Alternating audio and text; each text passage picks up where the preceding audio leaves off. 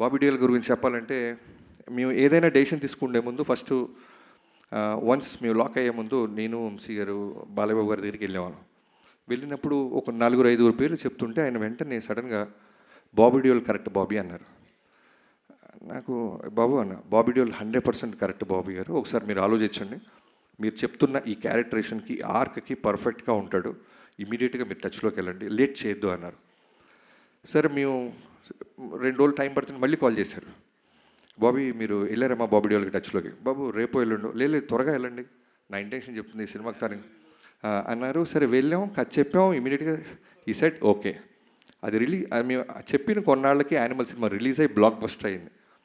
So అప్పుడు అర్థమైంది బాలయ్యబాబు గారు ఎక్కడ ఆయనకి సెన్స్ చేశారు, ఈ సినిమాకి చాలా న్యాయం చేస్తాడు బాబీ. ఆ తర్వాత వెళ్తే అంటే డేట్స్ అలాట్ అవ్వటం కష్టం అవుద్ది, చేయొచ్చు బాబీ డియోల్ గారు, కానీ మేము అనుకున్న డేట్స్కి వస్తాడో రాడో అని ముందే పంపించారు. సో బాబీ డియోల్ గారు ఈ సినిమాలో ఆఫ్టర్ యానిమల్ చాలా చాలా చాలా స్ట్రాంగ్ క్యారెక్టర్ చేశాడు, చాలా చాలా బాగా చేశాడు. Very very very good soul person, బంగారం, పేరుకి విలన్ అయినా సరే చాలా బంగారం. థ్యాంక్ యూ బాబీజీ. తను కూడా నిన్న మాట్లాడాడు, ఈ సినిమాకి చాలా ఫంక్షన్స్ ఉంటాయి నాకు అర్థమవుతుంది Bobby, I definitely come to Anantapur అన్నారు.